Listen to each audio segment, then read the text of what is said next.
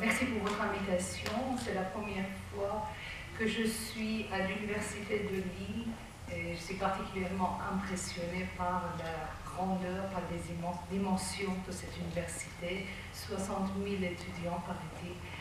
Je suis vraiment impressionnée parce que j'ai toujours enseigné dans des petites universités, dans les écoles de commerce ou bien à Sciences Po, c'est tout petit. En tout et pour tout, à Menton, nous avons 400 étudiants, donc vous voulez que j'ai raison d'être impressionnée par la grande taille de votre université. On est là, aujourd'hui je suis là pour vous parler de l'Iran, des jeunes Iraniens qui ont toujours attiré mon attention. En 2000, j'ai soutenu une thèse à l'école des hautes études sur la jeunesse iranienne, une génération en crise. La thèse a obtenu le prix Le Monde de la recherche université cette année-là, et contrairement à ce que vous pouvez croire, ça n'a pas été bien accueilli.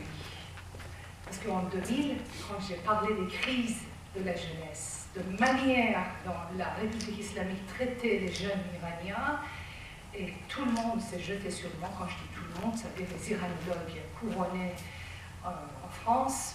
Ils ont dit que l'Iran est une grande démocratie, est une jeune démocratie, et tu es venu en train de laver le linge sale devant les étrangers. Tu n'avais pas le droit de dire ce que tu avais dit. La réponse que je donnais, j'avais la confiance d'une jeune iranienne, parce que c'était un peu ma vie. Le livre « La jeunesse iranienne, une génération en crise », qui est sorti en 2001, c'est un peu autobiographique quelque part. Ça, je peux le dire maintenant, 22 ans après, 21 ans après. À l'époque, j'essayais de le cacher. Je pensais que c'est très mauvais de faire un travail sociologique, autobiographique, quelque part. Vous voyez? Donc, je n'ai pas donné des références personnelles dans ce livre, mais tout est personnel, quelque part. Je l'avais vécu. Les anecdotes que j'avais racontées, les atrocités des polices avec les jeunes, je les avais vécues soit personnellement, soit à travers mes amis. C'était en 2001, en France. Souvenez-vous. C'était le président Khatami, c'était les réformateurs, c'était la grande République islamique. Et dans ces années-là, la mode ici en France était de dire que oui, ce sont des Iraniens, ils sont en train de créer une démocratie islamique. Et donc, quelqu'un qui a mis les pieds dans le plat, c'est très mal passé. C'est très mal passé parce que je cassais tout ce que les autres disaient sur l'Iran. Évidemment, j'ai payé le prix cher, c'est-à-dire que tout était barré, je n'ai pas pu obtenir des postes universitaires. Et j'ai continué le travail d'une manière off, un petit peu à côté. C'est-à-dire que j'ai eu des contrats de recherche, j'ai continué mon travail sur les jeunes Français, j'ai fait en 2007 les enfants de la démocratie, entre islam et démocratie. C'était un travail de recherche sur les jeunes Français dans les banlieues, issus de l'immigration maghrébine, et pour savoir ce qui se passe. C'était un travail, et dans ces années-là non plus, j'ai l'art de faire des livres qui ne plaisent à personne. Alors donc, en 2007, on m'a dit qu'une Iranienne est en train de dire qu'en France tout va mal, alors occupez-vous de vos affaires, de l'Iran qui a beaucoup plus besoin de vous. Vous dites que les jeunes de banlieue ne vont pas bien, alors que tout va bien en France. Et donc, voilà, le travail sur les jeunes Français non plus n'a pas été bien accueilli. Et je suis retournée sur l'Iran. Et donc, en 2012, j'ai publié un livre qui s'appelle « La malédiction du religieux ». Ça, c'est un livre, j'ai dit film, c'est un lapsus quand même. C'est un livre, c'est pas un film, c'est un livre qui est, pour moi, c'était intéressant parce que ça m'a permis de comprendre ce qui s'est passé en Iran. Les 100 dernières années iraniennes, pour moi, étaient quand même, c'était un mystère. Et d'ailleurs, le livre a été publié en anglais, ça s'appelle « The Mystery of Contemporary Iran », le mystère de l'Iran contemporain, le même livre qui a été traduit en anglais. C'était vraiment un mystère parce que je voulais savoir ce qui s'est passé, pourquoi nous sommes arrivés à la République islamique. Qu'est-ce qui s'est passé dans ce pays pour qu'une telle malédiction tombe sur le pays. Contrairement à ce que mes collègues disent que c'est une démocratie, non, on n'a jamais vécu comme ça.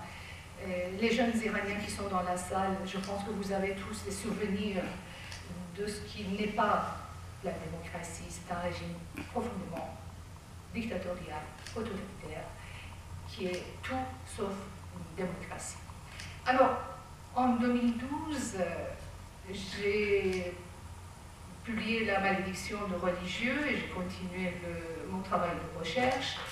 Et c'était d'une manière peut-être voulue. 20 ans après la jeunesse iranienne, je suis retournée sur les jeunes. Cette fois-ci, ces jeunes sur lesquels j'ai travaillé étaient les enfants des jeunes de l'an 2000. Et donc, je me suis rendu compte que 20 années ont passé et tout ce que j'avais dit il y a 20 ans sur la crise de la jeunesse, sur les malheurs, sur cette immense répression que la République islamique imposait sur la société iranienne et particulièrement sur les jeunes et d'une manière encore plus intense sur les femmes. Alors, j'ai remarqué que tout ce que j'avais dit un petit peu, je pensais que c'est très mauvais de le faire, c'était réalisé. Et je me suis trouvée en face d'une jeunesse, une nouvelle jeunesse, les enfants de ceux que j'avais étudiés il y a 20 ans, et j'ai remarqué à quel point ces jeunes sont blessés, à quel point ils souffrent, et à quel point, l'année dernière, quand le livre est sorti, ma conclusion était ça. La République islamique, j'ai écrit, la République islamique a détruit les relations intra-individuelles, les rapports entre les individus. L'année dernière, à la même époque, j'observais et je constate d'une étonnante manière, les relations étaient violentes, dures, et une violence inouïe était à l'intérieur de la société iranienne entre les individus. Et j'avais l'impression, le livre, la fenêtre sur l'Iran, le cri d'un peuple bâillonné, termine sur une conclusion très amère, très amère. J'avais vraiment l'idée que la République islamique avait détruit les Iraniens, avait détruit la société en Iran. Surtout à la même époque, l'année dernière, vous vous souvenez, c'était l'homme de Ahvaz qui a coupé la tête de sa femme, qui l'a baladée pendant 2 heures dans la ville et rien ne s'est passé, ou le père de Romina qui a tué sa fille de 13 ans parce qu'elle avait un petit copain, et ce genre d'infanticide qui se produisait d'une manière répétitive, alors que pour ceux qui observaient la société iranienne, savaient que ce genre de violence n'était pas habituel aux Iraniens. Alors je me disais, mais où on va? Qu'est-ce qui se passe?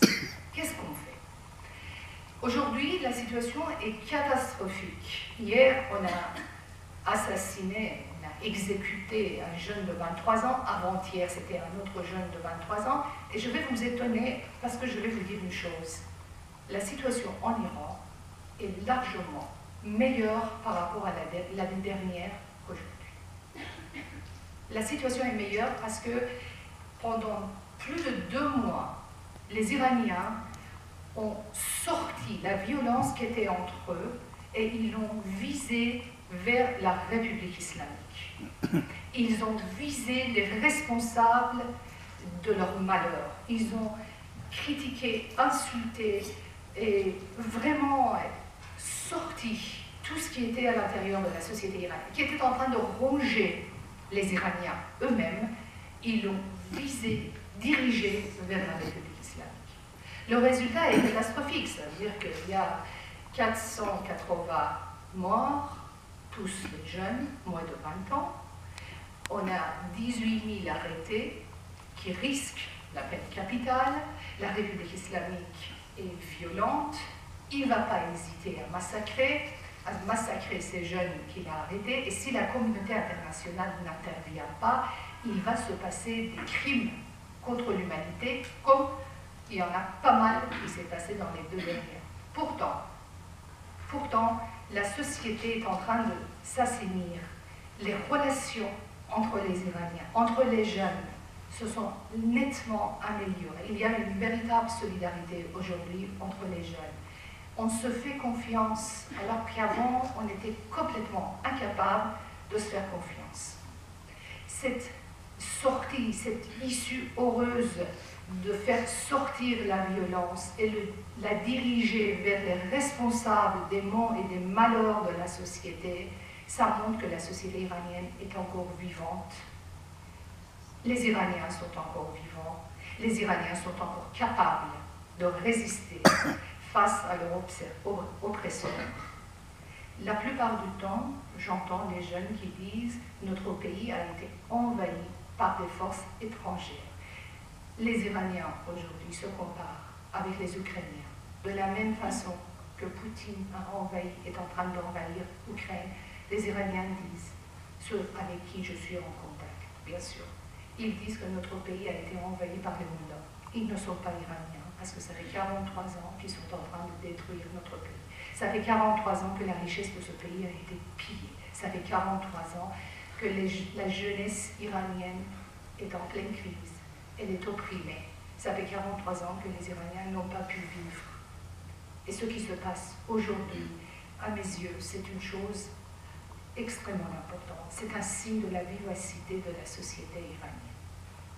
Je ne vais pas être très long dans mon exposé. J'aimerais bien écouter la salle. J'aimerais bien répondre à vos questions. Ça serait, pour ne pas prolonger cette présentation, je préfère, après cette courte introduction, d'entendre la salle et je vais rebondir sur vos questions. Je vais donner de longues réponses à vos questions. Et donc, j'aimerais bien vous entendre. Merci. Est-ce que c'est...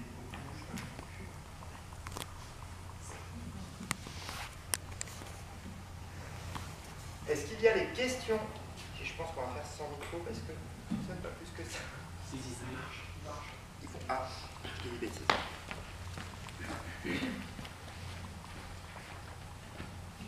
Bonjour. Si j'ai bien compris, ça vous étonné alors ce mouvement? Voilà. Est-ce que le mouvement m'a étonné?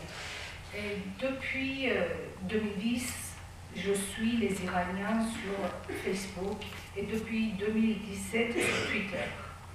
Alors, sur Twitter, sur Facebook, sur les réseaux sociaux, indépendamment de mes contacts directs avec les jeunes Iraniens qui viennent en France ou les membres de ma famille qui sont encore en Iran, les jeunes de là.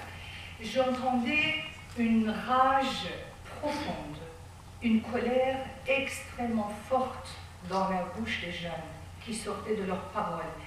Et j'ai été toujours très étonnée en les lisant, en les écoutant, en les interviewant. J'ai été très étonnée d'entendre autant de colère de la part des jeunes qui doivent avoir une belle vie. À 20 ans, on dit que c'est la meilleure partie de la vie. Mais quand j'entendais autant de colère, autant de frustration, des jeunes qui ne voient absolument pas l'avenir, qui ne voient pas en quoi les lendemains sont faits, ils ne voyaient pas ça. J'étais très étonnée du silence qui régnait sur la société iranienne. J'étais très étonnée. Et quand, à la suite du meurtre de Mahsa Amini, vous connaissez l'histoire, je ne vais pas revenir là-dessus. C'était vers le mi-septembre, et la jeune fille kurde iranienne Mahsa Amini a été assassinée par la police des mœurs. Alors, c'est à partir de cet événement qu'une colère qui était déjà profondément installée dans la société, en train de ronger les Iraniens, s'est éclatée. Et ça a donné naissance à un mouvement sans précédent, reconnaissons-le, parce que ce qui se passe depuis le 13 septembre 2022 jusqu'aujourd'hui, c'est un événement sans précédent sur plusieurs registres, si vous voulez. D'abord par son ampleur.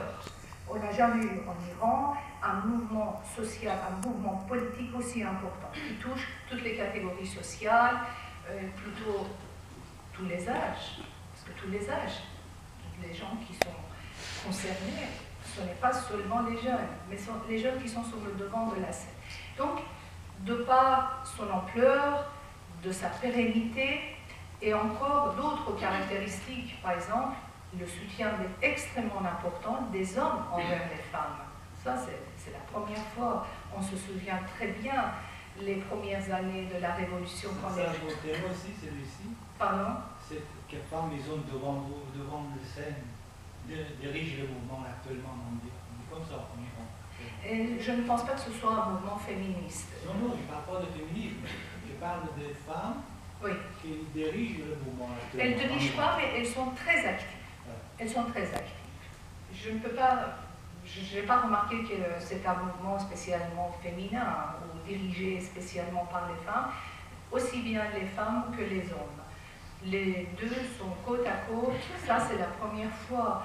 Et on a vu à travers le meurtre de Mahsa Amini, le slogan phare de ce mouvement, Femme, Vie, Liberté, qui est très, très significatif et qui a donné cette illusion à beaucoup que c'est un mouvement féministe. Et je n'arrête pas de dire que ce n'est pas un mouvement féministe, c'est un mouvement qui va au-delà des revendications féminines. Et vous savez, en Europe, le mouvement, la révolution féminine a eu lieu une fois que les droits de l'homme se sont installés, que la société est devenue égalitaire, les droits de l'homme se sont installés, et par la suite, les femmes ont dit que nous sommes des hommes comme les autres. Et nous aussi, nous avons droit. Alors donc, c'est là où le commencement de la révolution féminine. En Iran, c'est pas comme ça. Ce n'est pas les mêmes schémas partout. En Iran, nous sommes dans une société où tout va mal. Tout. L'économie est morte, carrément. Les Iraniens n'achètent que les éléments du quotidien.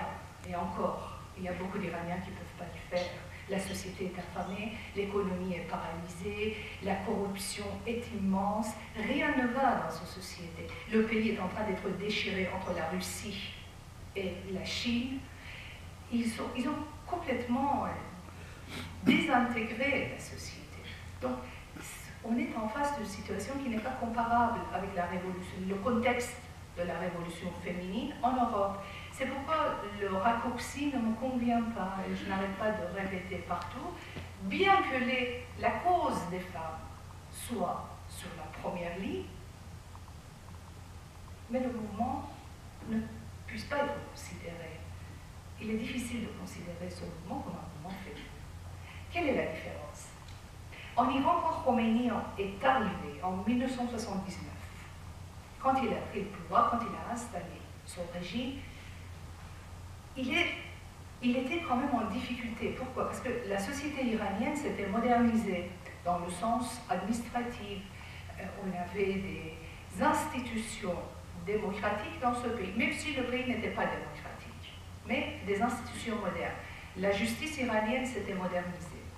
Et l'appareil étatique s'était modernisé.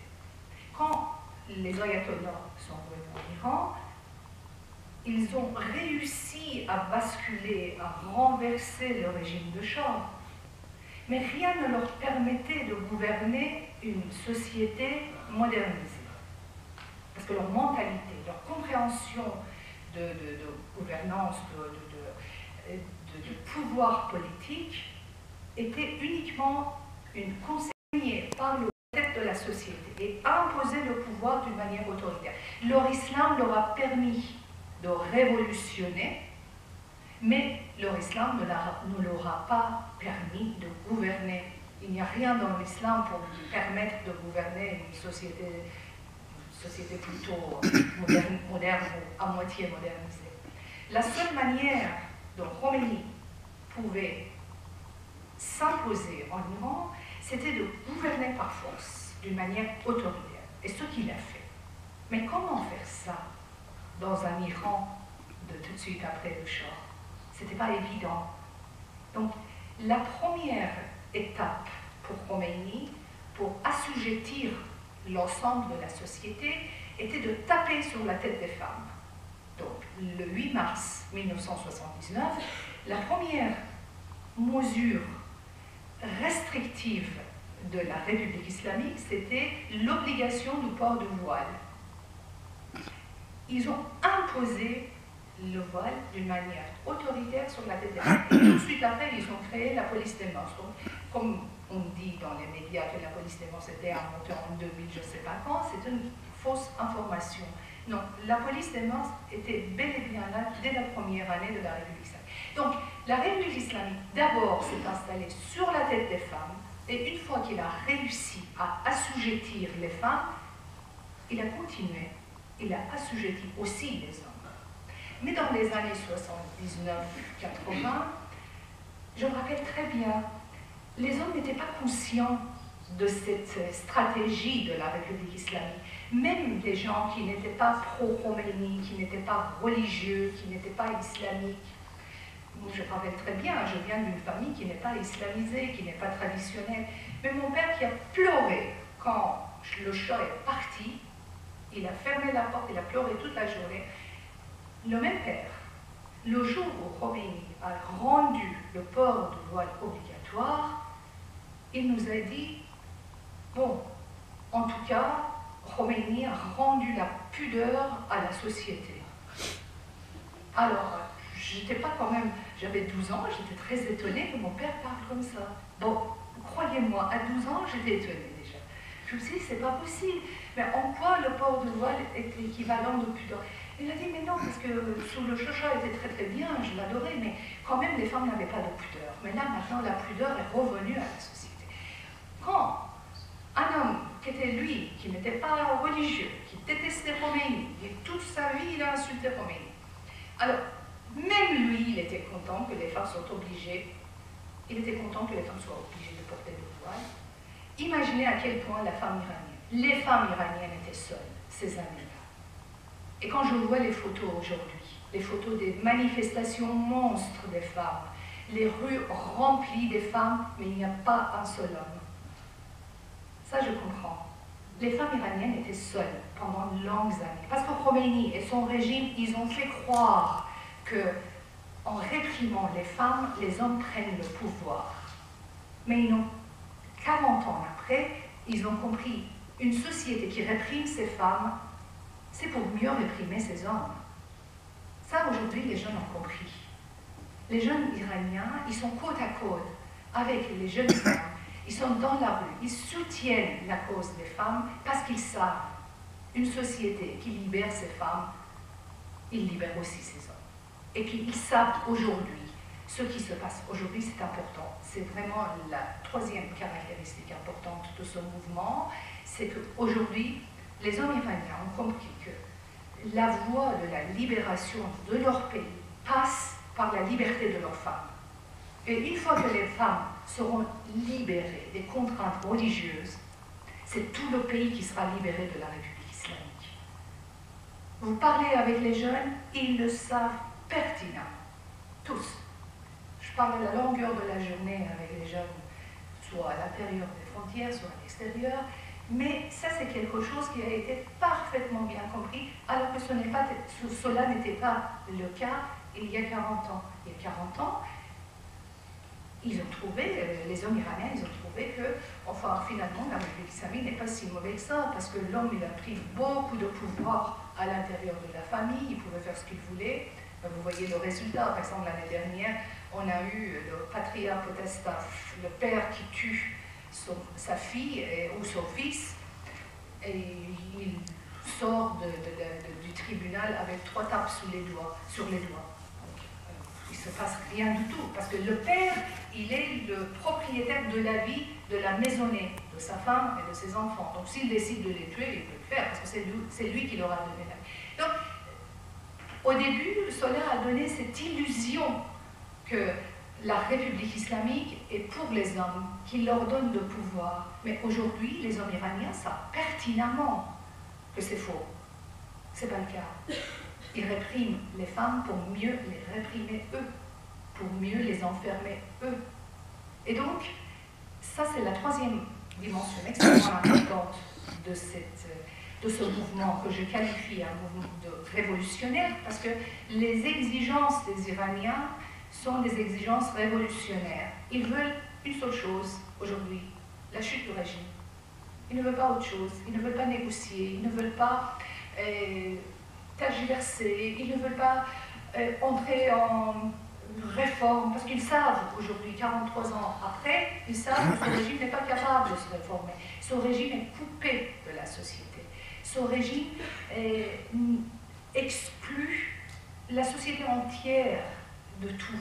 Donc, on n'est pas dans un cas de figure où il y a un pouvoir politique qui négocie avec les différentes forces sociales, qui rentre en négociation, qui... Non, c'est un régime. Depuis 2019, on a vu cette coupure. Vous vous souvenez, juste un rappel rapide, en 2019, il s'est passé quelque chose de très important. 2019, le gouvernement annonce l'augmentation de 300% du prix de pétrole, de l'essence, pardon, donc pour l'usage quotidien, et les Iraniens sortent dans la rue. Les Iraniens qui sortent dans la rue ne sont pas des opposants politiques, ne sont pas des membres des groupes d'opposition, ne sont pas des personnes politisées. Ce sont les individus normaux qui trouvent que c'est injuste, qu'on n'augmente pas les prix 300% du jour au lendemain, et donc ils se portent. C'est vraiment l'Iranien de lambda qui sort dans la rue et la République islamique les tue. C'est important. Vous voyez, quand on tue les opposants politiques, c'est absolument pas justifiable.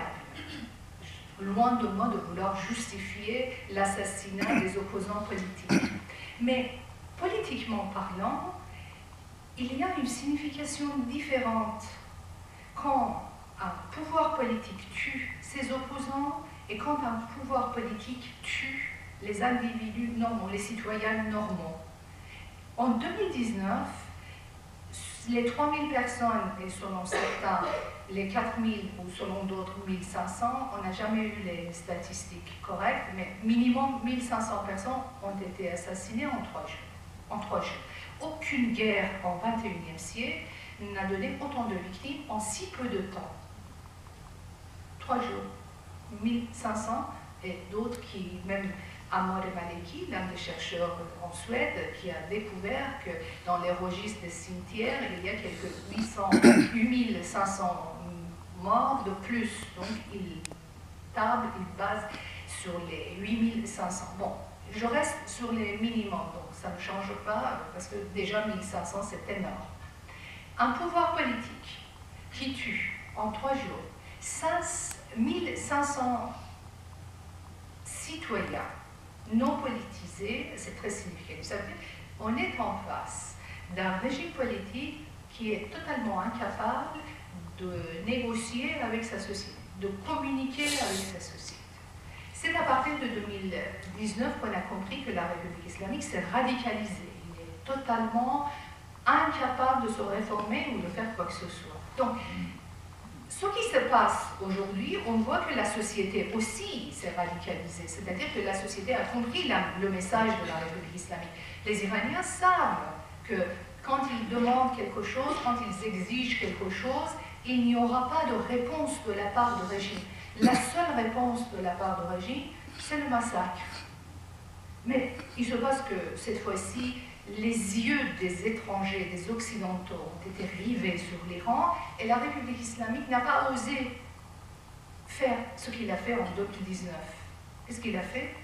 Il a enfermé, il a mis en prison les manifestants, 18 000, voire plus, mais ce sont les chiffres qui tombent comme ça, une estimation, un minimum en fait d'estimation. 18 000 jeunes sont aujourd'hui et 18 000 jeunes qui risquent la peine capitale en Iran.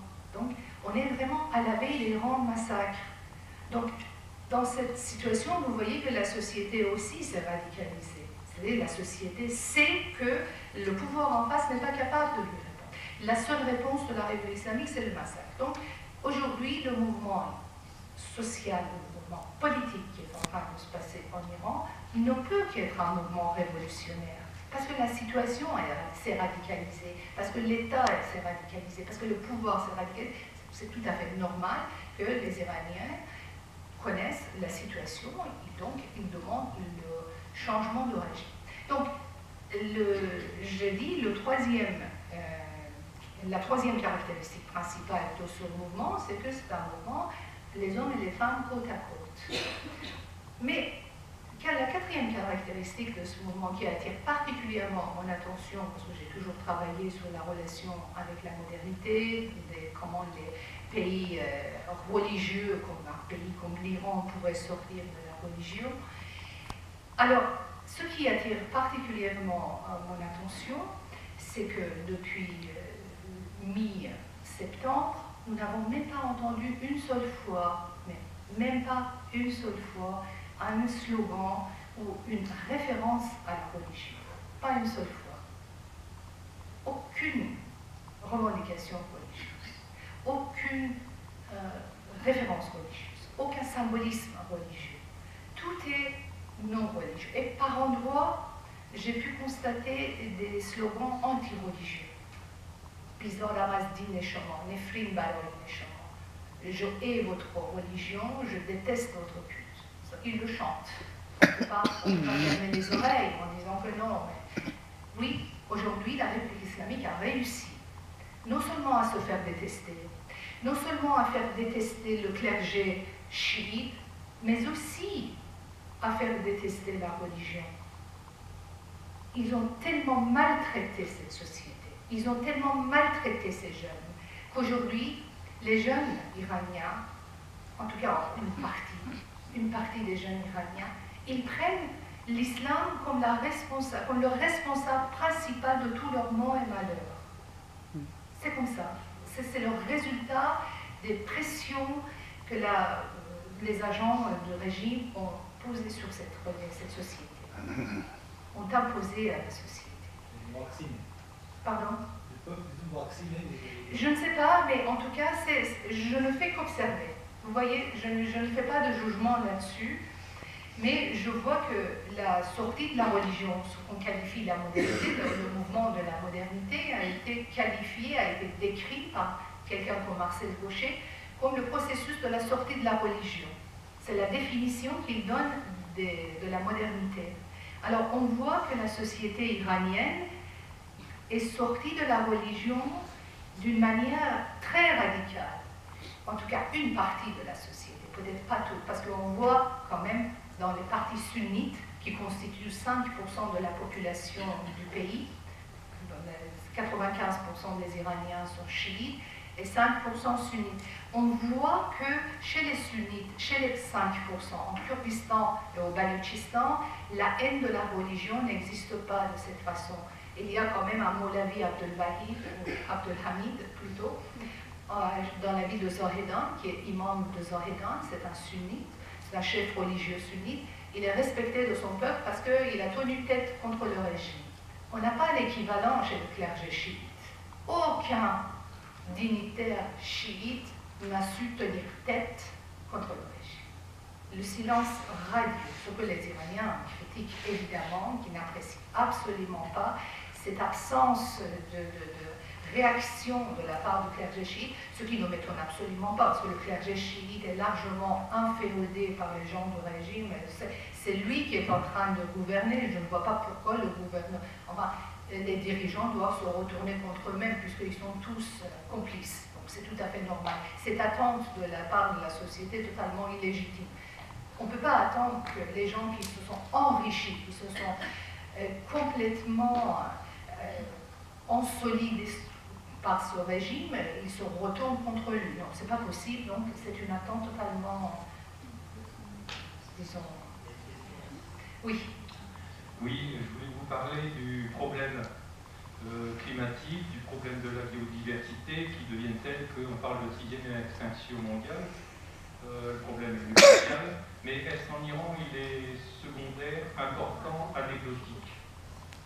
Non, c'est catastrophique en Iran, ni secondaire, ni anecdotique, ni important, c'est catastrophique parce que la République islamique a complètement détruit l'écosystème de ce pays. La nature en Iran a été détruite. Comment les spécialistes de climat nous expliquent que, je vous raconte juste un exemple, vous allez comprendre le reste, d'accord? Je ne rentre pas dans tous les détails parce que la situation est catastrophique en Iran.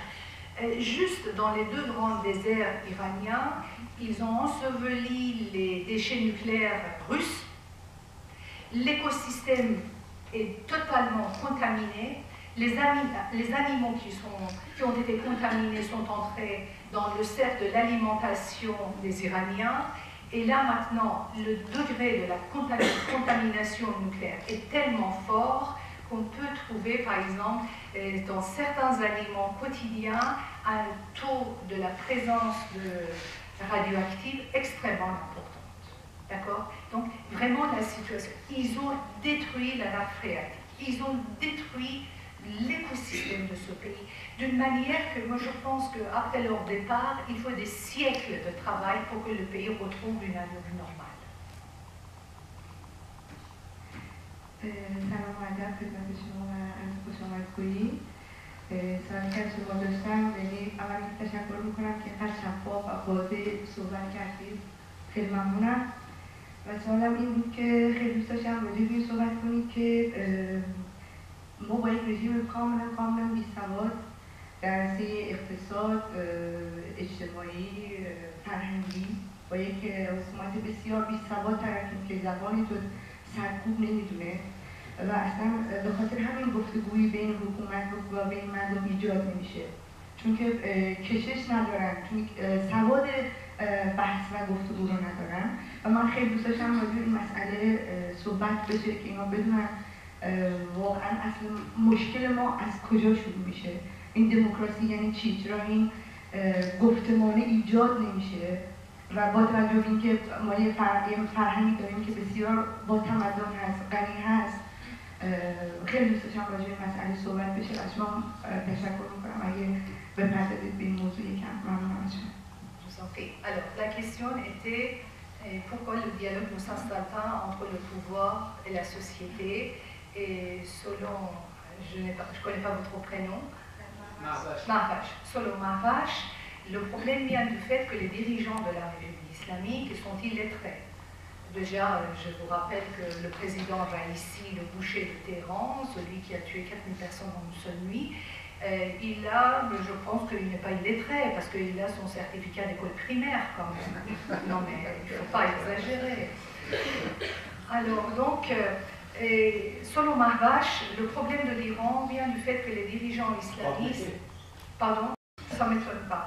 Il vient du fait que les ayatollahs, les dirigeants iraniens ne sont pas experts, n'ont pas la qualité de gouverner ce pays, ce qui est vrai, je suis d'accord avec vous, c'est-à-dire que, je l'ai dit dès le début, c'est-à-dire que ce sont des gens qui n'ont rien à leur disposition pour gouverner un pays comme l'Iran, donc la seule manière qu'ils ont su faire, c'était une manière autoritaire. Par contre, je ne suis pas d'accord avec vous sur le fait qu'ils ne soient pas experts. Et quand je regarde l'Iran, quand je regarde l'ampleur de dégâts en Iran, quand je vois comment ce pays a dégradé en 4 décennies, je ne peux pas croire que les dirigeants de la République islamique l'ont fait un coup, comme ça, parce qu'ils ne savaient pas ce qu'ils sont en train de faire. À mon avis, ils l'ont fait d'une manière très intentionnelle. Et ils savaient ce qu'ils faisaient. Ce degré de dégâts ne peut pas se faire par les ignorants. C'est là où je ne suis pas d'accord avec vous. Je ne pense pas que les dirigeants de la République islamique soient ignorants, non. Je pense qu'ils savent ce qu'ils sont en train de faire.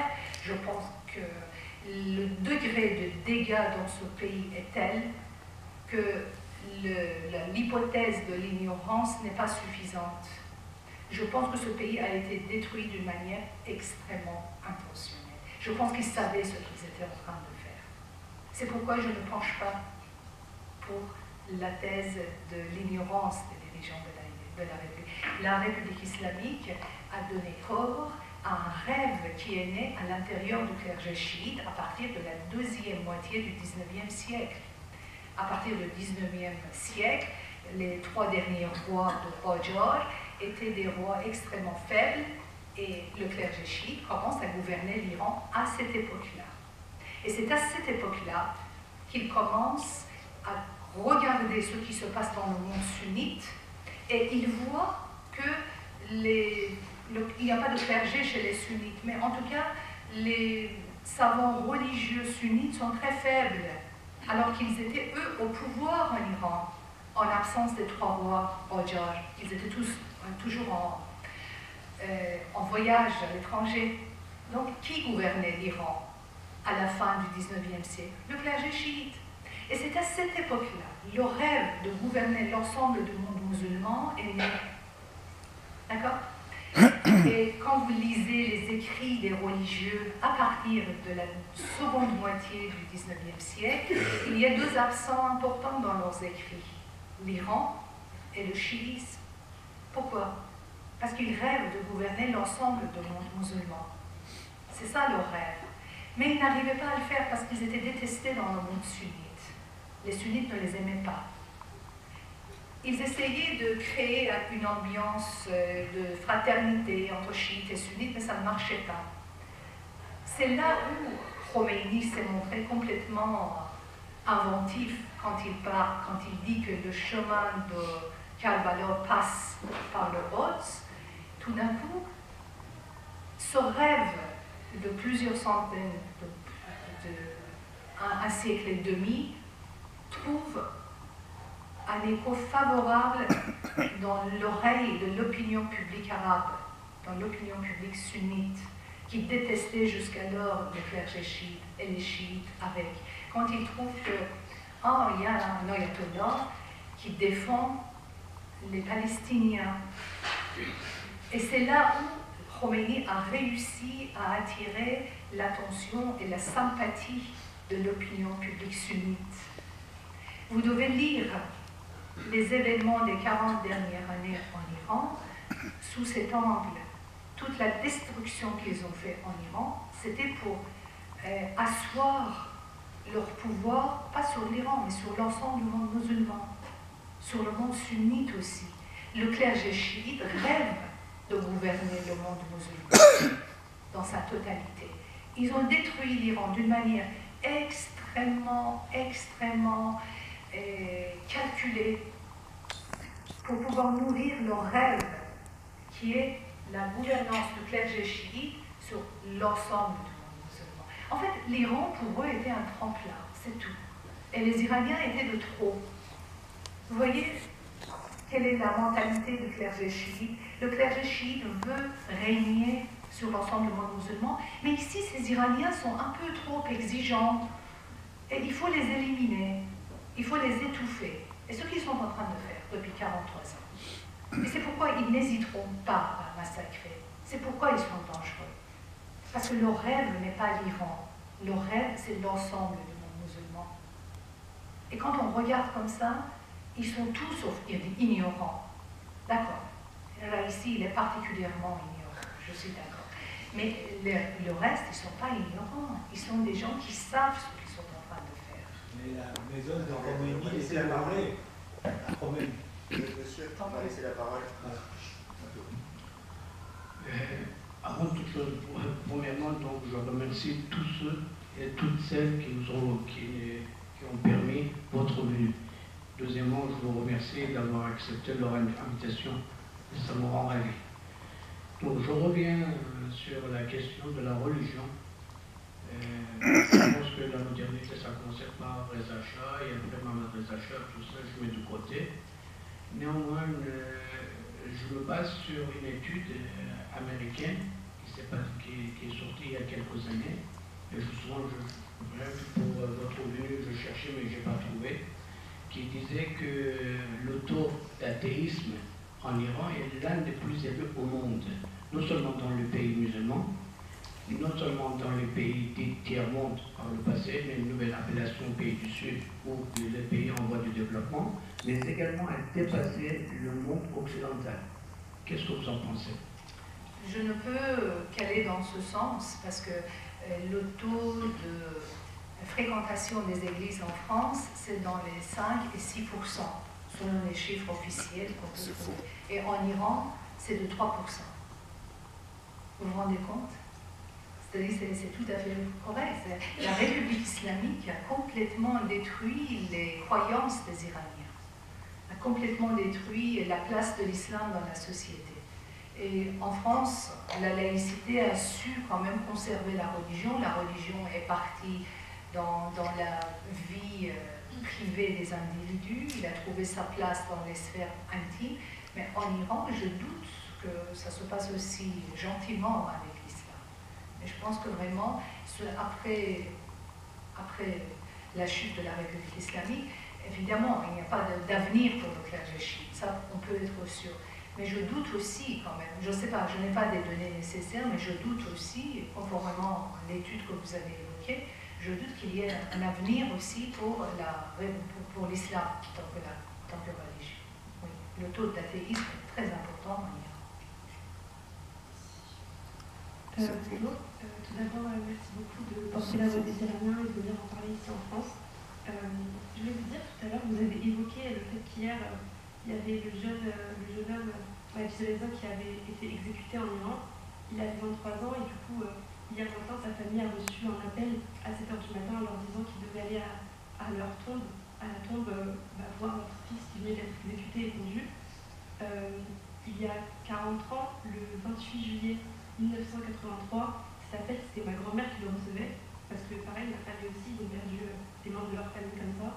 Mon oncle a été exécuté et pendu. Du coup, en 40 ans, c'est toujours les mêmes outils de répression. Est-ce que ça va continuer comme ça? Est-ce que c'est un vrai outil de répression pour tenir les Iraniens enchaînés et bâillonnés à la République islamique? Oui, c'est vrai que la République islamique a toujours massacré les Iraniens. Ça, on peut... Moi, je me rappelle très bien, j'ai perdu à peu près 15 camarades de classe. 15. On était à peine 25. 15 d'entre nous ont été exécutés dans les années, les ordres du système chaste. C'était, je ne sais pas quel est l'équivalent, 81. Et donc, quand je l'ai raconté, il me disait que voilà, elle est opposante politique, elle exagère. Mais c'était vraiment ce que nous avons vécu. Là, maintenant, voilà, ça c'était un exemple. Moi, personnellement, c'était mes camarades de classe. Et quand elles ont été, c'était des filles, c'était le lycée des filles. Et quand elles ont été assassinées le lendemain, 13 ans, 14 ans. C'était ça, l'Iran. Et on n'avait même pas le droit de le dire. Parce que quand on disait ce qui s'est passé, qu'ils ont systématiquement violé les adolescentes avant de les exécuter, et ils osaient aller chez elles avec de la pâtisserie, des fleurs et donner de l'argent. Alors, non, vous vous rendez compte, le comble de l'abomination. C'est ça la révolution. Et on ne pouvait même pas en France en parler. Et c'est ça qui est, aujourd'hui ça a changé. Vous voyez ce qui a changé, c'est ça. Grâce à qui? Grâce aux réseaux sociaux. Grâce aux réseaux sociaux. Il y a 20 ans, je n'osais même pas raconter cet événement. C'est la première fois que je raconte en public. Parce qu'à chaque fois, ils disaient, oui, c'est une opposante politique, ce n'est pas un sociologue.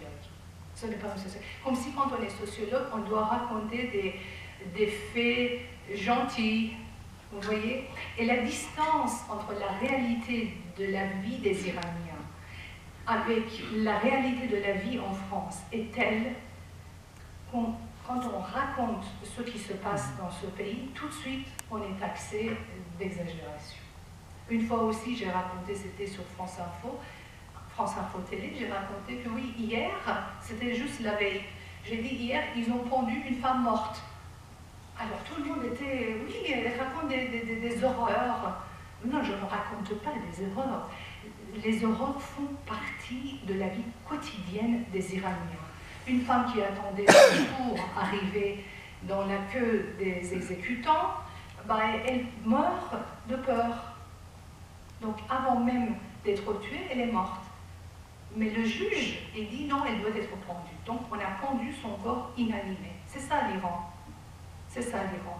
Et quand je dis aujourd'hui, on est vraiment à la veille de grands massacres en Iran, ce n'est pas parce que je suis en train d'exagérer, je veux attirer l'attention publique. Non, parce qu'il y a des jeunes qui vont mourir si on ne bouge pas. Il y a une autre question ici. Bonsoir, je voulais d'abord vous remercier pour votre présence et votre témoignage. Est-ce que de la même manière que la mort d'une jeune femme qui, à l'origine, était une femme lambda comme n'importe quelle autre femme iranienne, mais qui est ensuite devenue un symbole et a mené à des mois de manifestations assez fortes, est-ce est-ce que vous ne pensez pas que dans un futur, que l'on espère proche, la mort de Khamenei, qui mènera à une période de transition de pouvoir, peut constituer une autre période propice pour les Iraniens afin de porter le coup final sur le régime dictatorial? Merci. Oui, moi je compte beaucoup sur la mort de Khamenei parce que je pense que ces hommes, ces dirigeants de la République islamique, dans leur médiocrité, ils sont irremplaçables.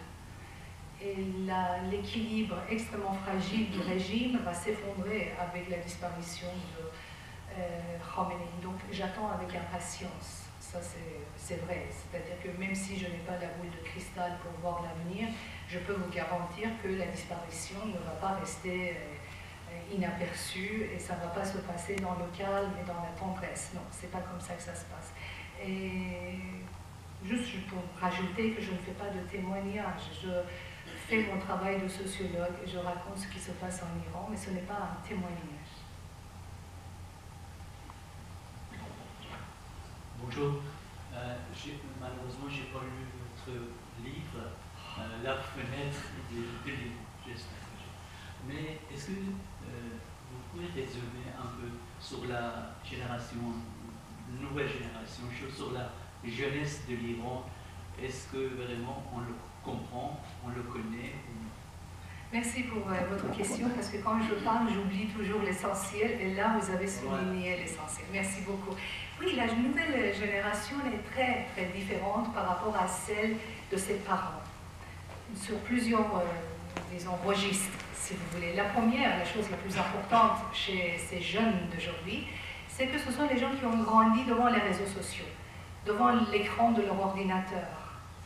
Depuis tout petit, ils ont vu les photos sur Instagram. Les photos de qui? De leurs cousins et des cousines qui vivent à l'étranger, dans les pays libres. Et ça les a évidemment formés, ça les a choqués, parce qu'ils veulent vivre comme eux. Donc, dès le début, cette jeunesse a grandi dans une comparaison constante entre sa vie à elle et la vie des gens de son âge dans les pays libres et démocratiques. Et dès le début, ils se sont dit, pourquoi pas nous? Pourquoi nous ne devons pas vivre comme eux?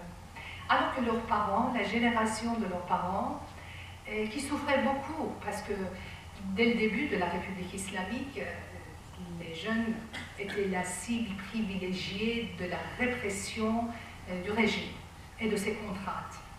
Mais la génération des parents, ceux qui ont même âge que moi, nous n'avions pas le soutien de nos parents.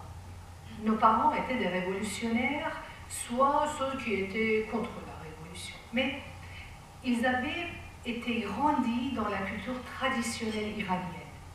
Et donc, l'éducation que les gens de ma génération ont reçue, c'est une éducation quand même traditionnelle. C'est une éducation iranienne traditionnelle, avec l'importance de la figure paternelle, qui est omniprésente, qui est omnipuissante, et la mère qui est là, soutient son enfant, mais la tendresse, voilà. Alors que les jeunes d'aujourd'hui, qui ont les parents de mon âge, ou un peu plus jeunes, ils ont été élevés autrement. Parce que ma génération et les plus jeunes que moi, nous avons beaucoup souffert de la République islamique, de cette vraiment répression qui planait quotidiennement dans la société iranienne, qui n'a jamais cessé d'être forte, jamais. Alors, les jeunes ont été élevés par des parents qui n'ont pas imposé la même éducation traditionnelle iranienne forte sur eux. Les pères de ces jeunes ne sont pas leurs pères, ce sont leurs copains. Le père iranien s'est transformé en papa. C'est une transformation très importante. Dans ma génération, le père était très important. Alors que les plus jeunes, ils ne sont pas imposés cela. Ils ont donné beaucoup de liberté à leurs enfants dans la famille. Moi, quand je me suis mariée, quand je suis allée avec mon mari à la maison parentale, mon père, il ne supportait pas son gendre. Déjà, parce que, non, il faisait la tête. Alors que dans ma génération, je sais que les pères acceptent le petit copain de leur fille. Il y a eu beaucoup de liberté, beaucoup de liberté. Les jeunes aujourd'hui que vous voyez se faire massacrer comme des petits lapins devant les caméras, sous les balles de régime, ce sont des gens qui ont été bien respectés dans la famille. Et ils étaient très conscients de leur mérite et de leurs droits. Ils ont été élevés autrement que les gens de ma génération. Ils ont été élevés avec beaucoup de liberté. Mais le problème, c'est que si les gens de ma génération acceptaient une certaine hypocrisie, ça veut dire être libre dans le privé et faire semblant dans le public, sur le lieu de travail, de porter le voile comme il faut à l'université, de faire des prières collectives à l'université ou sur le lieu de travail. Mais ces jeunes, ils ne veulent pas le faire. Ils ne veulent pas le faire. Ils ne supportent pas l'hypocrisie. Ils veulent vivre comme leurs cousins qui sont en Allemagne, comme ils sont au Canada, comme ils sont aux États-Unis ou rarement en France. Ils veulent être libres partout, aussi bien en privé qu'en public. Et c'est pourquoi là maintenant, je pense que même si la révolte s'estompe un petit peu, se calme un petit peu, la République islamique n'en est pas finie avec ces jeunes. Parce que ces jeunes ne la supportent plus. Ils ont été élevés autrement, ils sont très conscients de leurs droits, de leurs mérites et de l'avenir qu'ils souhaitent avoir. Donc je pense que la République islamique n'est pas à la fin de sa peine. Espérons.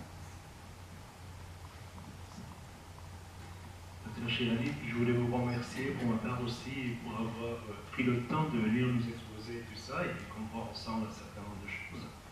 Et je vais un petit peu parler en vrac, je suis désolé parce qu'il y a beaucoup de choses dont j'aimerais bien vous parler avec vous et puis vous demander de m'exposer ou nous exposer un petit peu votre point de vue.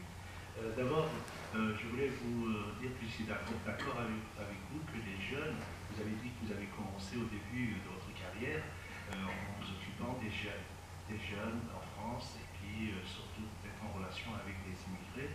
Et je pense que c'est un sujet du jour et je suis entièrement d'accord avec vous qu'il faut s'en occuper parce que moi, peut-être j'ai tort de voir comme ça, mais je pense qu'il y a une tension qui monte tous les jours et si on ne s'en occupe pas, un jour, ça va être, excusez-moi de parler comme ça. Donc ça, voilà, ça fait pour cet aspect-là. Je voulais dire que vous avez raison de faire un projet et puis de vouloir vous occuper de cet aspect. Après, je reviens un petit peu sur ce qui est la question de l'Iran. Il y a en 80, vous avez évoqué cette date où les femmes manifestaient contre le port de voile parce qu'on avait commencé à dire qu'il faut, voilà, il faut porter le voile, ils voulaient imposer, ils avaient commencé à imposer le voile. J'étais à cette manifestation, c'est vrai qu'il n'y avait pas, ça m'a fait plaisir qu'ils en parliez, parce que moi j'ai été à cette manifestation, et franchement je ne pensais pas, quand j'étais à cette manifestation, je ne pensais pas que ça allait durer si longtemps. Et je souffre pendant 43 ans, j'ai souffert, j'ai 3 ans, 6 mois, mais finalement ça a duré 43 ans et c'est pas encore. Oui. Vous voyez, et ça c'est une souffrance interne, même si on ne l'exprime pas ou on n'ose pas l'exprimer, mais c'est quand même une souffrance de voir qu'on impose, on est capable d'imposer des choses pendant si longtemps. Ça c'était ce point-là qui me... Je veux dire que et je me souviens de cette date qui était au début mars de 86. Et puis après, maintenant on est en révolution, maintenant tout le monde dit que c'est une révolution, mais moi j'ai toujours peur. Des fois il ne faut pas le dire, il ne faut pas avouer qu'on a peur, parce que ça peut décourager les gens, mais j'ai toujours peur. On a donné beaucoup de morts déjà, on a commencé au cours des années, quand on révise le nombre de morts, c'est phénoménal. Et cette fois-ci aussi, 500, plus de 500 morts. Et puis il y a aussi 18 000, comme vous avez dit, 18 000 qui vont peut-être passer par des exécutions sommaires. Et voilà, on est devant un problème. Est-ce qu'on va maintenant, je me demande, est-ce qu'on va reculer? Alors vous avez fait bien le diagnostic, vous avez exposé comment ça se passe, comment on est arrivé là. Maintenant, il faut qu'on arrive aussi à trouver une solution. Alors, pour trouver une solution, les jeunes,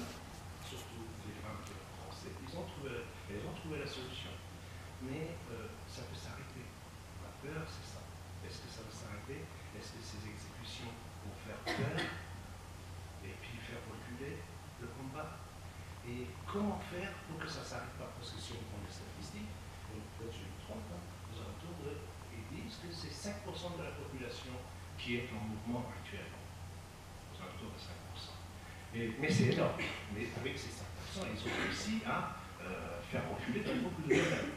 Et aussi au niveau international, on a réussi finalement à mobiliser beaucoup de gens et puis changer beaucoup de choses. Maintenant, qu'est-ce qu'il faut faire? Est-ce qu'il faut... Parce qu'on a des problèmes. Les problèmes, c'est qu'il y a des coins très éloignés en Iran où l'islam, c'est vraiment le centre de tout. C'est-à-dire que si vous parlez quelque chose contre l'islam, tout de suite, on vous attaque. Moi, je suis en contact avec ces gens de problème. On n'ose pas parler des fois uniquement d'un truc simple. On n'ose pas parce que tout de suite, tu attaques l'islam. Et donc maintenant, je ne vais pas être très long, maintenant, ils font une amalgame, les gens, aussi dans cela, une amalgame entre, si vous dites que je ne veux pas de ce régime, ils pensent que vous ne voulez pas de l'islam. Comment faire pour faire comprendre aux gens que c'est deux choses différentes, et c'est que si on ne veut pas ce régime-là, c'est pas parce qu'on ne veut pas cette religion-là. Mais c'est le cas pour un grand nombre. C'est le cas. Je veux dire, il ne faut pas rentrer dans cette religion-là, il ne faut pas dire que c'est cette religion qu'on ne veut pas, parce qu'on ne va pas avoir beaucoup de gens avec nous. Donc ça, c'est le premier problème. Et deuxièmement, comment faire pour motiver les gens?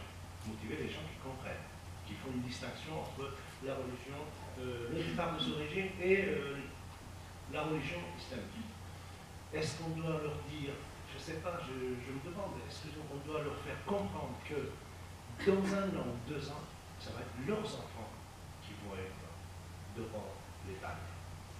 Parce que les enfants grandissent, qui vont avoir 14, 13, 14 ans, et à ce moment-là, qui vont avoir besoin de la liberté, de ceci, de cela. Donc encore, on va avoir des morts derrière. Est-ce qu'il faut les sensibiliser dans ce sens-là? Je ne sais pas, je pose des questions, comment il faut faire pour qu'il y ait des millions dans la vie, pour qu'on termine. Laisse-leur répondre. Quel est votre sentiment? Qu'est-ce qu'on peut faire? Comment il faut agir? Quel est notre rôle? Nous, qu'est-ce qu'on peut faire? Comment on peut faire? Comment avertir les gens, parler aux gens? Qu'est-ce qu'il faut faire exactement? Quel est votre diagnostic? Après votre diagnostic, quelle solution vous proposez maintenant? Qu'est-ce qu'on doit faire? Je vous remercie. Alors, est-ce que c'est une révolution, ce qui se passe en Iran?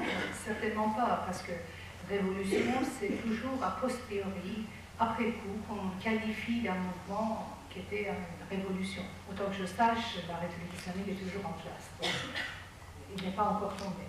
Le régime est toujours là.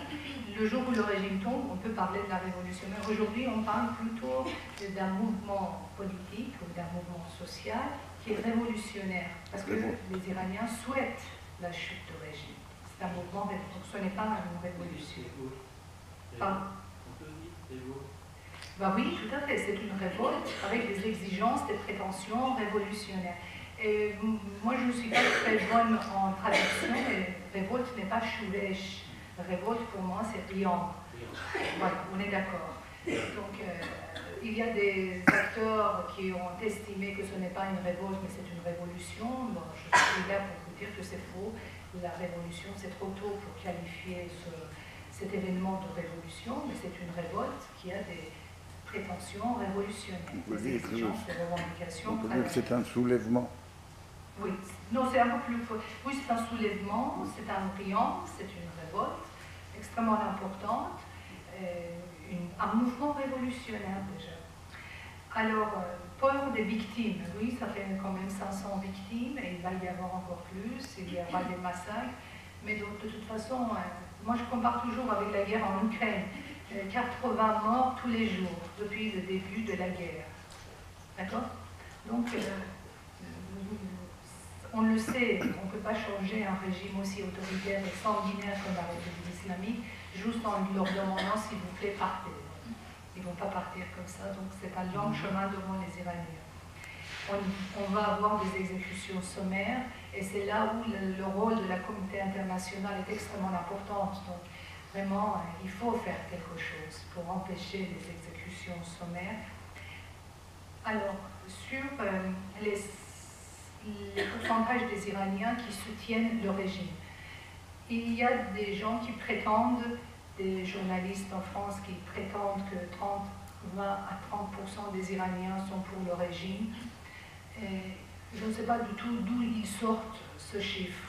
Je ne sais pas.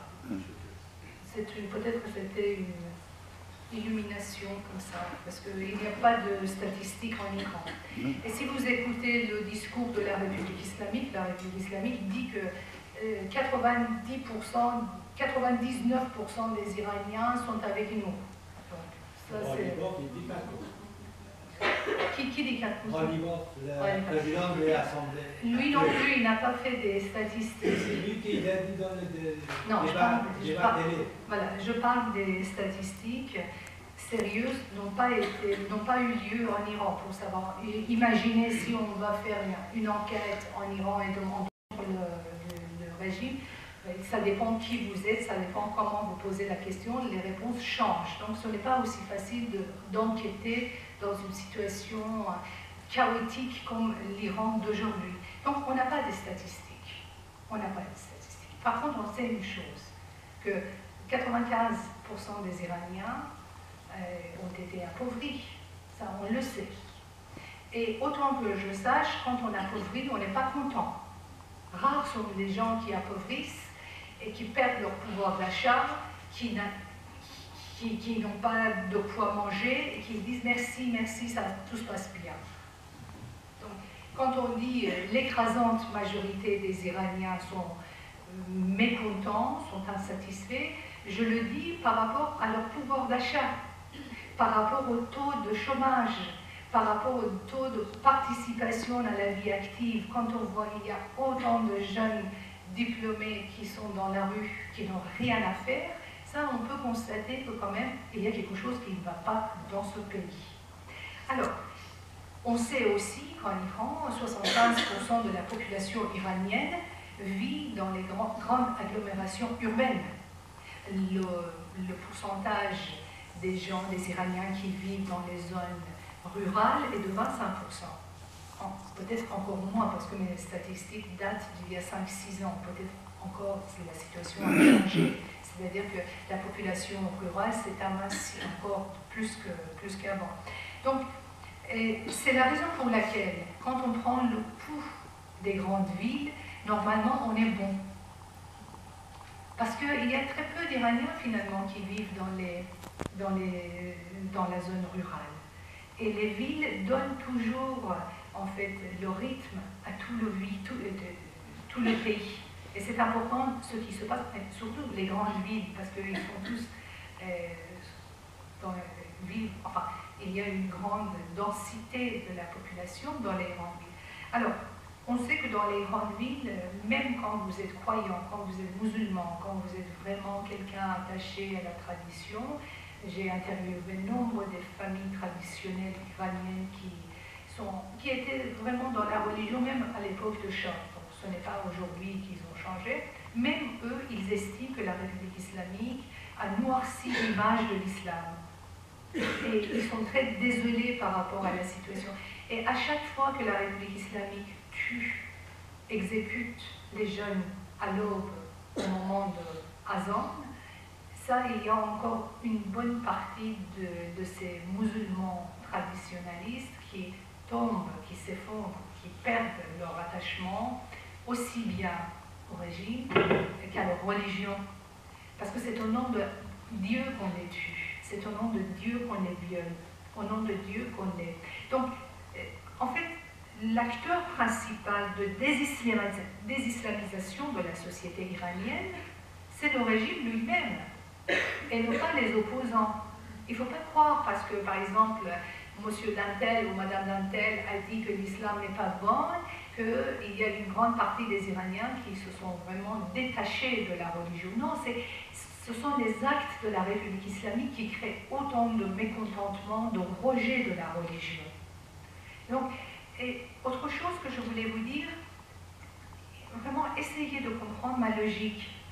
J'ai du mal à le faire passer quand je parle avec les Iraniens. Ils sont toujours en train de chercher comment on touche la zone grise, la partie grise de la population, ceux qui ne bougent pas, ceux qui ne parlent pas, qui ne font pas des... Vous savez, une société comme la société iranienne, qui n'a pas d'organisation classique. On n'a pas des syndicats, on n'a pas des partis politiques. Par exemple, en France, à Paris, quand les syndicats annoncent la grève, on ne sait même pas qui est le leader des syndicats, qui est le chef des syndicats. Mais quand ils disent, par exemple, les hôpitaux demain sont en grève, demain, si vous mourrez, vous ne trouvez pas d'urgence, vous ne trouvez pas d'infirmière, vous ne trouvez rien, parce que les syndicats ont annoncé la grève. Donc, c'est une autre organisation. On n'a pas cette organisation. En même temps, il n'y a pas de chef en Iran, leader en Iran, leader politique en Iran. Alors, qu'est-ce qui se passe? En Iran, on est en face des mouvements de masse. C'est-à-dire, il y a une jeune fille qui se fait assassiner d'une manière brutale et ça blesse la conscience collective et tout d'un coup, la société explose. Dans ce sens, on est en face des mouvements de masse. Ce qui a commencé vers mi-novembre, mi-septembre en Iran, c'était un mouvement de masse. C'est un mouvement de masse qui n'est pas manipulable, qui n'est pas organisable. Donc, dans une société comme la société iranienne, où les anciennes structurations syndicales ou politiques n'existent pas, on ne peut pas penser à ce genre d'organisation. On ne peut pas. C'est pas possible. Pour autant, on ne peut pas dire que le mouvement des jeunes, ou le mouvement que nous avons constaté, n'a pas d'organisation. Il a son organisation, mais c'est une organisation très particulière, à sa façon, qui se dirige, qui se canalise sur les réseaux sociaux par des influenceurs. Mais quelle est la limite de pouvoir de ces influenceurs?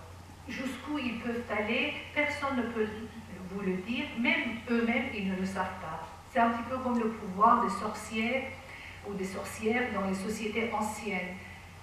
Vous sortez les sorcières de leur village, ils étaient totalement incapables de faire des choses qu'ils faisaient dans leur propre société, dans leur propre village. Pourquoi? Parce que dans leur propre village, les gens croyaient en eux et ils étaient même capables de faire pleuvoir. Mais ils sortaient de leur village, ils allaient dans le village voisin, ils n'arrivaient à rien, ils ne pouvaient rien faire. Parce que les gens d'autres villages ne les connaissaient pas, ils ne croyaient pas en eux.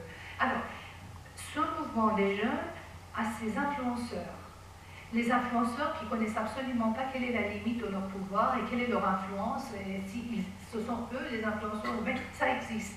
Ils dirigent le mouvement d'une manière inconsciente, pas très, oui, inconsciente, et les jeunes qui les obéissent, qui les suivent, tant qu'ils veulent.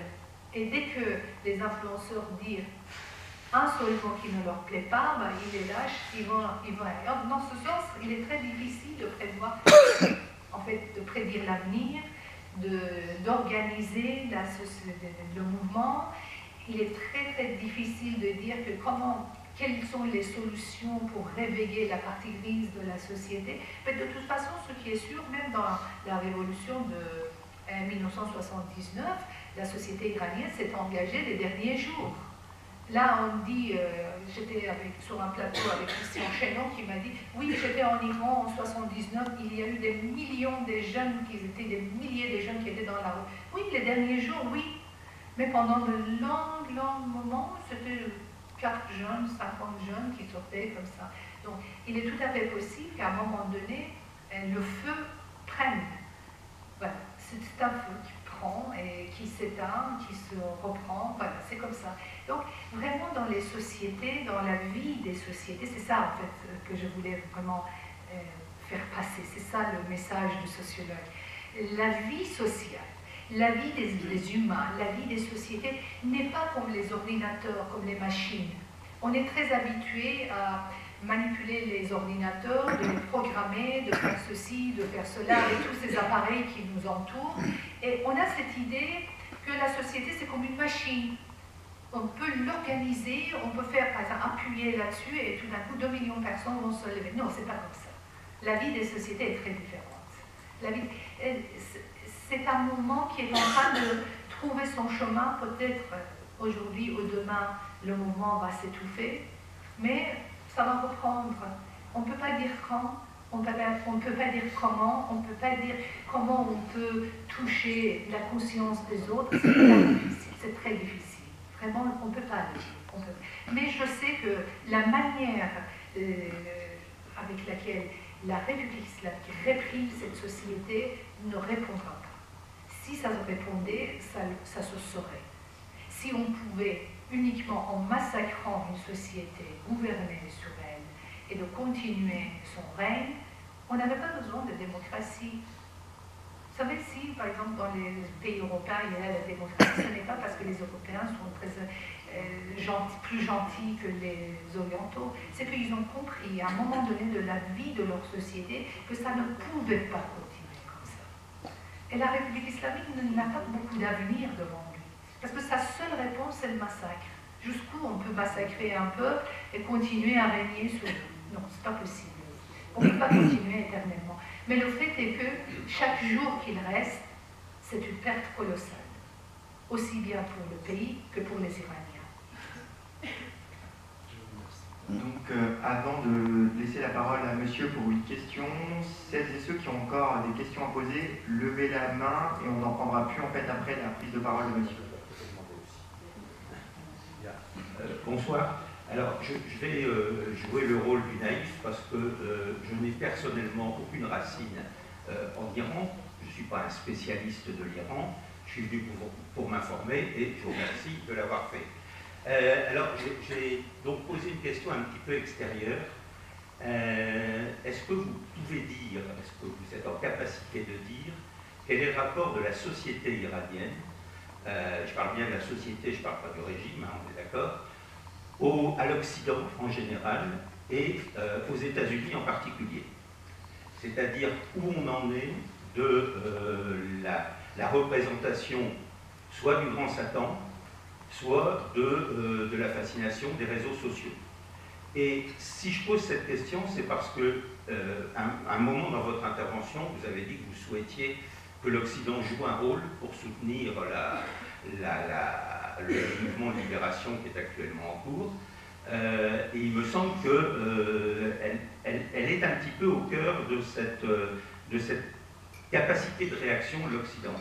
Pour dire les choses autrement, est-ce que les problèmes que vous avez rencontrés, vous avez évoqués au tout début, par rapport à vos travaux, où vous étiez assez critique sur l'Iran, à l'époque où ce n'était pas la mode, est-ce que ces problèmes ne trouvent pas leur origine dans le fait qu'une grande partie de la gauche européenne, notamment française, je ne vais pas parler des autres que je connais moins, traîne un peu l'idée que qui que ce soit qui soit contre les États-Unis, forcément a des vertus.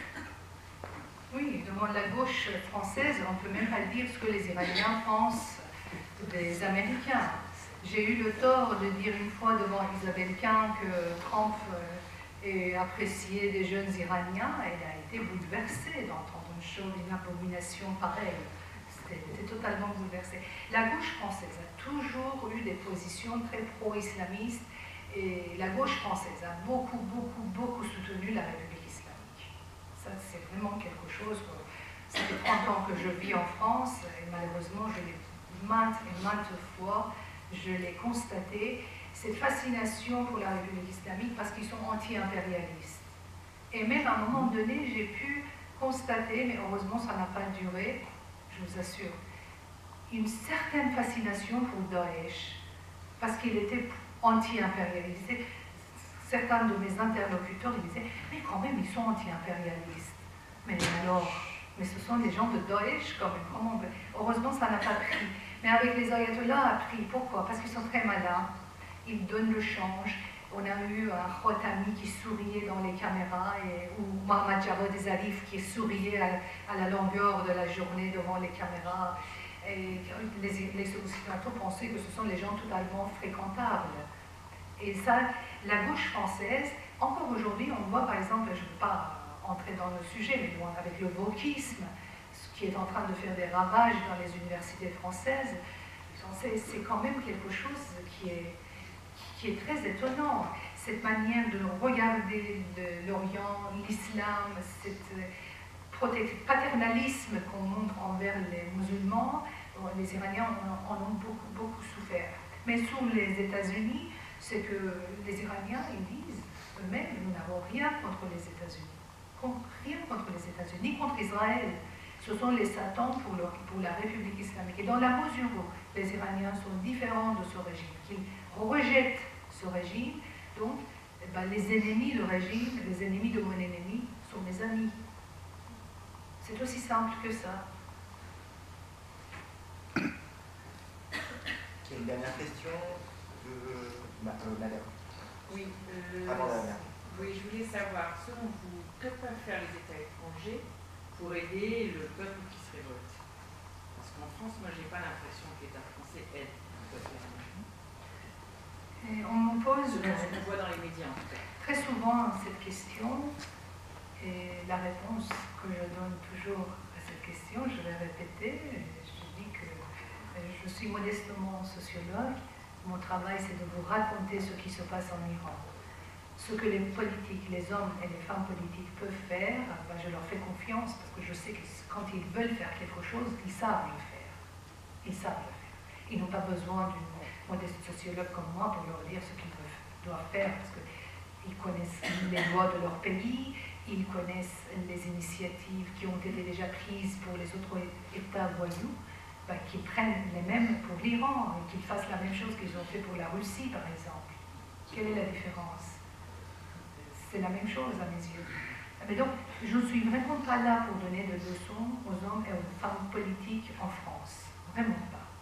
Et j'ai beaucoup admiré le 28 novembre, quand j'étais à l'Assemblée nationale, quand les députés ont voté pour la résolution d'Adrien Romy. C'était une résolution vraiment complète, qui ferme la porte à l'État français pour entrer en négociation, en relation, et de s'asseoir à la même table que les criminels de la République islamique. Ça ferme la porte. C'était une résolution extrêmement importante. Et ce jour-là, à l'Assemblée nationale, vous ne pouvez pas imaginer, je croyais rêver, parce que les députés répétaient, disaient les mêmes choses que j'avais dit pendant 30 ans, et personne ne m'a jamais écouté, mais cette fois-ci était en train de sortir de leur bouche. C'était la victoire à mes yeux. Donc, si les Français veulent faire quelque chose, ils savent le faire. Ils ont la capacité de le faire. Ils ont la capacité de mettre la pression sur les dirigeants de la République islamique. Et c'est très important. Déjà, ce que les médias ont fait dès le début, jusqu'aujourd'hui, était important quand même. Les médias ont rivé leur regard sur l'Iran et ils ont quand même empêché, à mon avis, avec cette attention qu'ils ont portée sur l'Iran, ils ont empêché quand même pas mal de massacres, alors que la République islamique s'est sentie à l'aise pour massacrer les Balouches à Zohedan. Il s'est senti à l'aise pour massacrer à Jawanloud avec le gaz toxique. Mais pourquoi il n'a pas fait à Téhéran? Parce qu'il est gentil, non? Parce qu'il sait qu'à Téhéran, tout de suite, dans les médias, ça va faire une explosion. Tout de suite, on va... Donc, moi, je pense que les médias ont fait un beau travail. J'aimerais bien qu'ils continuent leur regard, ils fixent leur regard sur l'Iran. Je pense que les politiques aussi peuvent faire ce qu'ils veulent. Enfin, ils ont beaucoup de pouvoir. Ils peuvent empêcher les massacres. Et hier, pas plus tard qu'hier, quelques Iraniens de mes amis ont entamé une grève de la faim devant l'Assemblée nationale. Bon, ils ont été évacués parce qu'ils n'avaient pas d'autorisation, mais dès demain, une dizaine d'Iraniens vont entamer une grève de la faim devant l'Assemblée nationale. Ils ont pris l'autorisation, ils vont s'installer jusqu'à ce que la République islamique arrête les exécutions sommaires. Donc, il y a des possibilités que les Iraniens qui sont à l'étranger, il y a des actes symboliques importants que les Iraniens peuvent faire. La diaspora iranienne est très importante partout en Europe. Les Iraniens ils continuent à manifester, ils peuvent entamer ce genre de grève de faim, ils peuvent faire ce genre d'action symbolique et importante pour mettre la pression sur les États démocratiques. Parce que les jeunes Iraniens, ils ne demandent pas des mots et des merveilles, ils demandent la liberté et la démocratie. C'est très simple. Et c'est tout à fait normal que les pays libres et démocratiques les soutiennent. Ce n'est pas de l'ingérence, c'est la solidarité. Il ne faut surtout pas croire que la communauté internationale est impuissante. Non, elle est très capable.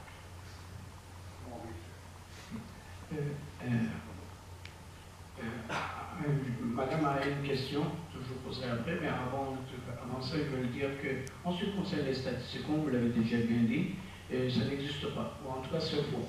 En 2019, Amnesty International avait dit qu'il y avait 388 morts. Vous voyez? Et ce n'est que quelques mois plus tard, vraiment peut-être même par rapport à moins d'un an, qu'on a dit qu'il y avait 1500. Vous voyez? Et après, donc le régime, au début, il avait dit 160. Et après, ce n'est que quelques mois plus tard, ils avaient reconnu qu'il y avait eu 300 morts. Donc toutes ces statistiques, c'est faux. Actuellement, les statistiques qu'on nous donne, c'est faux, archi faux. Lorsque, il y a 3 ans, je parlais avec un journaliste de la Voix du Nord, j'avais dit qu'il y avait plus de 1000 morts, et après plus de 4000 blessés et 6000 arrestations. On m'a pris pour un farfelu, on ne l'a même pas écrit dans les journaux. Bon bref, je reviens sur la question de la dame, qui rejoint également ce que vous venez de dire concernant la solidarité internationale. La dame pose la question, elle dit en Allemagne, il y a eu des avocats qui se portent volontaires pour aller défendre ceux qui sont qui doivent être condamnés à mort. Donc, la question est, est-ce qu'en France, il y a une chose pareille? C'est-à-dire, est-ce qu'il y a eu des avocats qui se proposaient d'aller défendre les prisonniers en Iran, mais puisque sur la loi internationale, sur madame, elle dit que normalement, lorsqu'il y a quelqu'un qui est condamné à mort, il a droit à des défenseurs ou des avocats, même de pays étrangers. C'était le parrainage des députés de l'Assemblée nationale, de Bundestag, était une initiative des Allemands. Et cela n'existe pas dans les autres pays. Autant que je sache, on n'a pas ce genre de parrainage en France. Mais bon, c'est une excellente idée, si ça pouvait se faire, c'est une excellente idée, pourquoi pas. Mais ce n'est pas en France, ça c'est l'initiative des députés allemands. On ne peut pas en fait transposer ce qui est dans l'Assemblée allemande sur l'Assemblée française. C'est pas possible. Sauf si ils décident de le faire et que cela se propage partout. Ça serait une bonne initiative. Mais le problème, le fait est qu'il y a quand même 18 000 arrêtés, en fait, de personnes qui ont été arrêtées. Est-ce qu'on peut trouver 18 000 par an pour les 18 000 personnes qui sont arrêtées? Ça sera très difficile. Et la République islamique, normalement, on a compris son fonctionnement. Dès que quelqu'un a une certaine notoriété, il ne tue pas. C'est-à-dire qu'il tue toujours dans l'ombre. Il tue ceux qui ne sont pas, en fait, dont l'identité n'a pas été révélée, n'ont pas été médiatisés. Bon, le parrainage est excellent parce que ça permet une certaine médiatisation et ça protège, ça empêche que la République islamique les tue. Mais qu'est-ce qu'on fait? Parce qu'il y a quand même 18 000 personnes, voire plus, qui ont été arrêtées. Si on fait le parrainage pour les 80 personnes qui ont copé la peine capitale, bon, la République islamique va piocher dans les 18 000 restants. Donc vraiment, ce n'est pas une protection. Donc il faut vraiment trouver une solution pour que ce régime arrête de massacrer les Iraniens. Et autant que trouve une solution pour négocier, moi je pense, il faut trouver une solution pour négocier avec les dirigeants iraniens, pour partir en douce, pour ne pas tuer. Si on pouvait les convaincre de céder la place, ça serait vraiment une excellente idée, mais je ne pense pas qu'ils acceptent. Alors, avant d'applaudir Manès, je tiens à rappeler à chacun et chacune d'entre vous que les débats peuvent se poursuivre juste après. On est attendu au Café Ulysse pour continuer les échanges autour d'un verre avec l'association Ulysse qui nous accueillera. Je remercie aussi le bateau libre qui est là-haut et qui vend le livre de Manès pour celles et ceux qui souhaitent l'acheter. Et surtout, je souhaite remercier encore personnellement Manès de sa présence. Et voilà, merci beaucoup.